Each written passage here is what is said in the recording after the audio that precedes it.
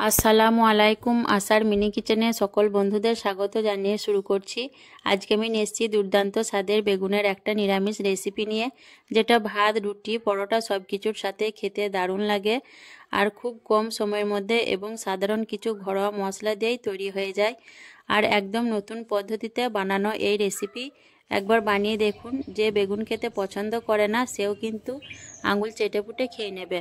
তো চলুন আজকে রেসিপিটি দেখে নেওয়া যাক। আর যারা নতুন বন্ধু আমার ভিডিওটি দেখছেন, ভালো লেগে থাকলে অবশ্যই আমার চ্যানেলটি সাবস্ক্রাইব করে আমার পাশে থাকবেন।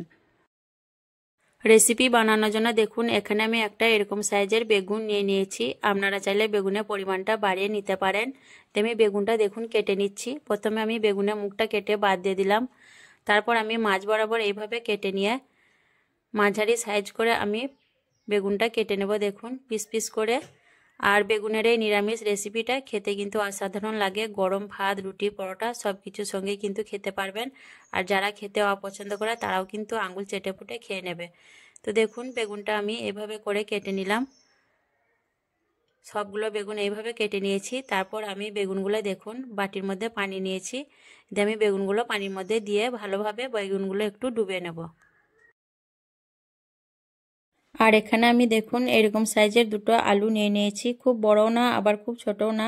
আলুর সাইজটা দেখেই বুঝতে পারছেন। আর আপনারা চাইলে আলু আর বেগুনের পরিমাণটা বাড়িয়ে কমিয়ে নিতে পারেন নিজেদের প্রয়োজন অনুযায়ী।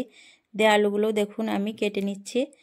আমরা যেভাবে আলু মাছের জন্য আলু কাটি সেইভাবে আমি আলুটা কেটে নিচ্ছি।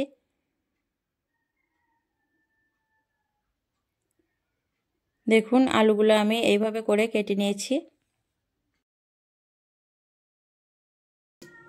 আলুগুলো আমি পানির মধ্যে দিয়ে খুব ভালো করে ধুয়ে নেব। আর আলুগুলো আমি একবার খুব ভালো করে ধুয়েছি, ছুলে নেওয়ার পরে আবারও আমি কেটে নেওয়ার পর খুব ভালো করে পানির মধ্যে দিয়ে ধুয়ে নিচ্ছি। ভালো করে ধুয়ে নেওয়ার পর দেখুন একটা বাটির মধ্যে আমি আলুগুলো তুলে নিচ্ছি। তারপর দেখুন এখানে আমি একটা পাকা দেখে টমেটো নিয়ে নিয়েছি মাঝারি সাইজের। তো টমেটোটা আমি দেখুন এইভাবে করে মাঝ বরাবর কেটে নেব।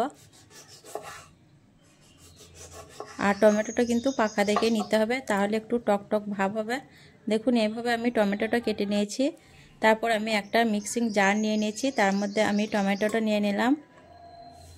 আর দিয়ে দিচ্ছি দুটো কাঁচা লঙ্কা আর 1 ইঞ্চি পরিমাণ আদা। দিয়ে আমি ঢাকনা ঢেকে দিয়ে একটা মিহি পেস্ট বানিয়ে নেব। এইদিকে আমি গ্যাস অন করে একটা কড়াই বসিয়ে দিয়েছি রান্নার জন্য। আর দিয়ে দিচ্ছি পরিমাণ মতো সর্ষের তেল। তেলটা একটু গরম হয়ে আসার পর দিয়ে দিচ্ছি ছোট চামচে 1 চামচ গোটা কাঁচা জিরে আর 1 চামচ গোটা মৌরি, দুটো শুকনো লঙ্কা দিয়ে আমি নেড়েচেড়ে ফোড়নটা খুব ভালোভাবে ভেজে নেব। ফোড়নটা খুব ভালো করে ভেজে নেওয়ার পর এখন আমি দিয়ে দিচ্ছি পেস্ট করে রাখা টমেটো, আদা আর লঙ্কা যে পেস্টটা করে রেখেছিলাম সেটা এখন দিয়ে দিলাম। আর জারটা ধুয়ে একটু পানি দিয়ে দিচ্ছি। দিয়ে আমি নেড়েচেড়ে খুব ভালোভাবে মশলাটা কষিয়ে নেব।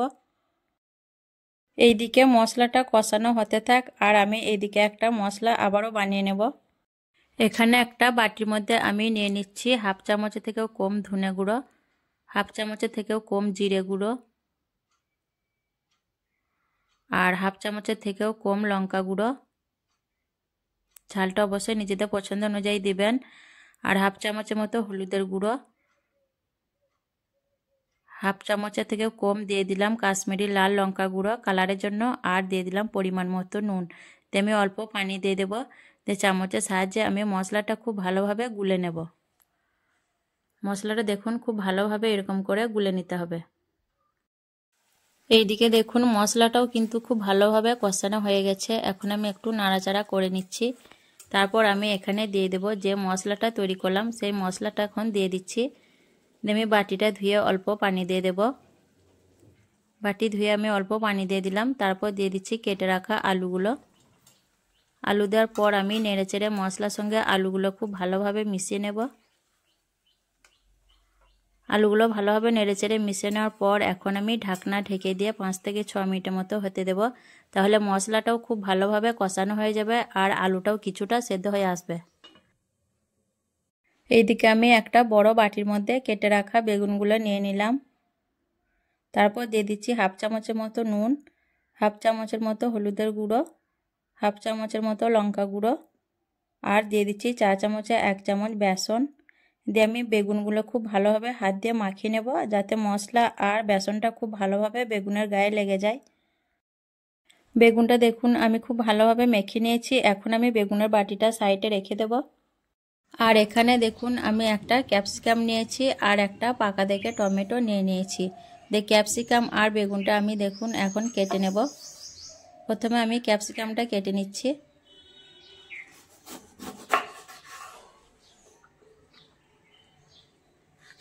ক্যাপসিকামটা দেখুন আমি এইভাবে করে ছোট পিস করে কেটে নেব আর বিচের অংশটা কেটে বাদ দিয়ে দেব।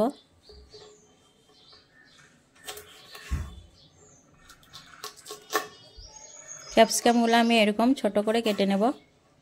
আর ক্যাপসিকামটা আমি পুরোটা নেব না, আর কিছুটা নেব আর বাকিটা রেখে দেব। দেখুন কিছুটা ক্যাপসিকাম আমি রেখে দিলাম আর বাকিটা নিয়ে নিলাম। ক্যাপসিকামটা আমার কাটা হয়ে গেছে। এখন আমি টমেটোটা কেটে নেব। আর টমেটোটাও আমি এরকম ছোট সাইজ করে কেটে নেব। দেখুন মাঝ বরাবর কেটে আমি 4 পিস করে কেটে নেব এইভাবে করে। তো দেখুন টমেটো আর ক্যাপসিকাম আমি একইভাবে কেটে নিয়েছি। এদিকে আমি আবারও একটা কড়াই বসিয়ে দিয়েছি আর কিছুটা তেল দিয়ে গরম করে নিয়েছি। তারপর আমি মেখে রাখা বেগুনগুলো তেলের মধ্যে দিয়ে দিলাম। দিয়ে নেড়েচেড়ে আমি বেগুনগুলো একটু উল্টো পাল্টা করে ভেজে নেব। বেগুনগুলো দেখুন আমি উল্টে পাল্টে কিছুক্ষণ ভেজে নিয়েছি, গায়ে একটু লাল কালার চলে এসছে। এখন আমি দিয়ে দিচ্ছি কেটে রাখা টমেটো আর ক্যাপসিকাম কুচিগুলো। দিয়ে আমি নেড়েচেড়ে খুব ভালোভাবে সব কিছু একসঙ্গে মিশিয়ে নেব। একসঙ্গে ভালো করে নেড়েচেড়ে মিশিয়ে নেওয়ার পর আমি ঢাকনা ঢেকে দিয়ে 3 থেকে 4 মিনিটের মতো হতে দেব। তাহলে টমেটো আর ক্যাপসিকামগুলো একটু নরম হয়ে যাবে। 3-4 মিনিটের মতো রান্না করে নেওয়ার পর দেখুন সব কিছুই অনেকটা নরম হয়ে গেছে। বেগুন, টমেটো, ক্যাপসিকাম একটু ভাজা ভাজাও হয়ে গেছে আর অনেকটা নরমও হয়ে গেছে। এখন আমি কড়াইটা গ্যাস থেকে নামিয়ে নেব। এইদিকে দেখুন আলু আর মশলা খুব ভালোভাবে কষানো হয়ে গেছে। এখন আমি একটু নাড়াচাড়া করে নেব। আর কালারটা দেখুন কত সুন্দর এসছে আর আলুটাও দেখুন প্রায় সেদ্ধ হয়ে গেছে। একটু নাড়াচাড়া করে নেওয়ার পর এখন আমি এখানে দিয়ে দিচ্ছি 1 কাপের মতো ফুটন্ত গরম পানি। আর গরম পানিটা কিন্তু অবশ্যই দেবেন, তাহলে তরকারির টেস্টটা খুব ভালো আসবে। আমি নেড়েচেড়ে খুব ভালোভাবে সব কিছু মিশিয়ে নেব। ভালো করে নেড়েচেড়ে মিশিয়ে নেওয়ার পর আমি আবারও ঢাকনা ঢেকে দিয়ে আরও 3-4 মিনিটের মতো রান্না করে নেব, তাহলে আলুটা খুব ভালোভাবে সেদ্ধ হয়ে যাবে। আরও 3-4 মিনিট পর দেখুন আলুগুলো কিন্তু খুব ভালোভাবে সেদ্ধ হয়ে গেছে। এখন আমি এর মধ্যে দিয়ে দেবো আগে থেকে ভেজে রাখা বেগুন, টমেটো আর ক্যাপসিকাম কুচিগুলো। আর দেখুন দেখতে কিন্তু অনেকটা লোভনীয় হয়েছে। আর দিয়ে আমি দেখুন খুব ভালোভাবে নাড়াচাড়া করে মিশিয়ে নেব সব কিছু।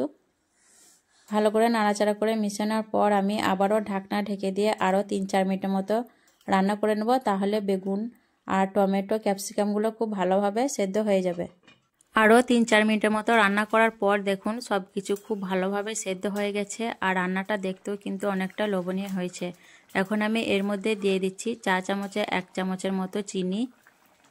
আর নিরামিষ তরকারিতে একটু চিনি দিলে খেতে খুব ভালো লাগে। আর দিয়ে দিচ্ছি খুব অল্প পরিমাণে গরম মশলার গুঁড়ো।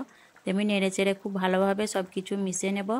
আর এটা আমি ভাতের সঙ্গে খাবো। রান্নাটা শেষে কিন্তু ঝোলটা আরও কমে যাবে। আর আপনারা যদি রুটির সঙ্গে খেতে চান তাহলে আরও মাখো মাখো করবেন, খেতে কিন্তু অসাধারণ হয়। গরম ভাত, রুটি, পরোটা সব কিছুর সঙ্গে খেতে পারবেন। আমি মিশিয়ে নেওয়ার পর গ্যাসটা অফ করে ঢাকনা ঢেকে দিয়ে 2 মিনিটের মতো স্ট্যান্ডিং টাইমে রেখে দেব। দেখুন বন্ধুরা, নিরামিষ দিনে কিন্তু আপনারাও এইভাবে বেগুনের এই রেসিপিটা বানিয়ে নিতে পারবেন। খেতে কিন্তু দুর্দান্ত স্বাদের হয়। আর আজকের এই বেগুনের নিরামিষ রেসিপি কেমন লেগেছে অবশ্যই কমেন্টে জানাবেন। ভালো লাগলে লাইক করবেন, শেয়ার করবেন আর আমার চ্যানেলটি সাবস্ক্রাইব করে আমার পাশে থাকবেন। আসবো আবারও অন্য কোনো রেসিপি নিয়ে। সকলে ভালো থাকবেন, সুস্থ থাকবেন। আল্লাহ হাফেজ।